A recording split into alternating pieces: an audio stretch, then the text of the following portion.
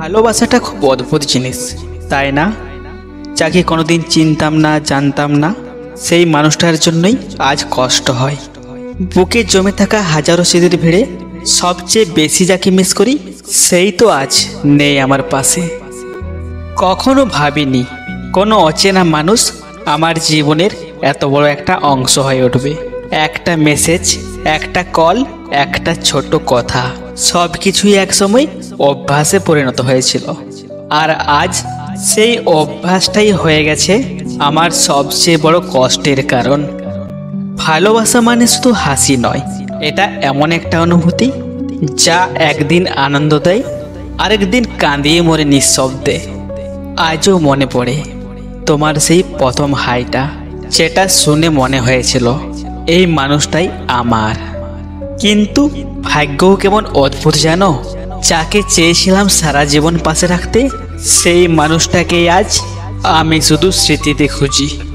কত কথা বলতে ইচ্ছে করে এখনো, কিন্তু জানি সেই দরজা আজ চিরদিনের জন্য বন্ধ হয়ে গেছে।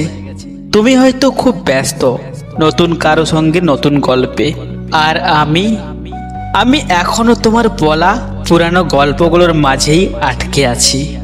ভালোবাসা বড় অদ্ভুত। যে মানুষটা আমার একসময় চোখের জল মুছতো, আজ সেই মানুষটার জন্যই চোখ ভিজে যায়। তবুও আমি রাগ করি না, কারণ তুমি যেখানেই থাকো আমি চাই তুমি ভালো থেকো। শুধু একটা ছোট্ট সত্যি রয়ে গেছে, আমি আজও তোমায় ভুলতে পারিনি। শেষ পর্যন্ত ভালোবাসা মানে হয়তো এইটাই, যাকে পেয়েও হারিয়ে ফেলি, তবু মনের গভীরে সেই মানুষটার জন্য একটা জায়গা ফাঁকা রাখি চিরকাল। বন্ধুরা, ভিডিওটি ভালো লাগলে একটি লাইক করুন, আর আপনারা যদি কারোর জন্য এই ধরনের অনুভূতি হয় তাহলে কমেন্টে জানান। চ্যানেলটি সাবস্ক্রাইব করে আমাদের সাথে যুক্ত থাকুন। আপনাদের ভালোবাসাই আমাদের অনুপ্রেরণা।